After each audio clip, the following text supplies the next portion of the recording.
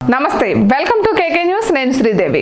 మాజీ మంత్రి కొడాలి నాని ఉక్కిరిబిక్కిరవుతున్నారు. కూటమి ప్రభుత్వం అధికారంలోకి వచ్చిన తర్వాత కొడాలి నాని టార్గెట్ అయ్యారు.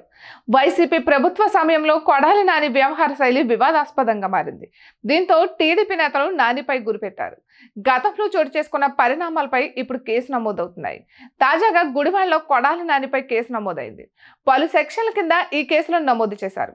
YCP fire brand Kodali Nani ఇప్పుడు టార్గెట్ అవుతున్నారు. ఇక ఏపీలో టీడీపీ ప్రభుత్వం ఏర్పాటు తర్వాత వరుస నిర్ణయాలు జరుగుతున్నాయి.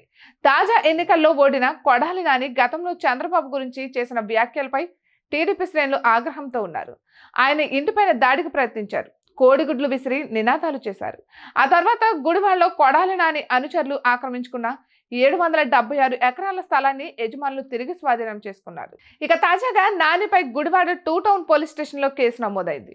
తన తల్లి మరణానికి కారణమయ్యారంటూ గుడివాడ ఆటో నగర్ వాసి దుగ్గిరాల ప్రభాకర్ ఇచ్చిన ఫిర్యాదు మేరకు ఏపీ బేవరేజెస్ మాజీ ఎండీ వాసుదేవరెడ్డి, మాజీ ఎమ్మెల్యే కొడాలి నాని, తూర్పుగోదావరి జిల్లా కలెక్టర్ మాధవీలతారెడ్డిలపై కేసు నమోదైంది. ఇక ప్రభాకర్ ఫిర్యాదు మేరకు కొడాలి నాని సహా మిగిలిన వారిపై 448, 427, 506 అండ్ RNW 34 IPC సెక్షన్ల కింద కేసులు నమోదు చేశారు పోలీసులు. ఇక ఆత్మరక్షణలో నాని 2011లో పబ్లిక్ టెండర్ ద్వారా తన తల్లి సీతా మహాలక్ష్మి పేరుపై తాము AP beverages liquor godown licence పొందామని ఫిర్యాదుదారుడు దుగ్గిరాల ప్రభాకర్ చెబుతున్నాడు. ఇక 2019లో వైసీపీ ప్రభుత్వం అధికారంలోకి వచ్చిన వెంటనే పద్మారెడ్డి అనే వ్యక్తికి లబ్ధి చేకూర్చేందుకు బేవరేజెస్ మాజీ ఎండీ వాసుదేవరెడ్డి, మాధవీలతారెడ్డి, మాజీ ఎమ్మెల్యే కొడాలి నాని సహకారంతో ప్రయత్నించారన్నారు. ఇక కొడాలి నాని అనుచరులు తమపై బెదిరింపులకు దిగారని చెప్పుకొచ్చారు.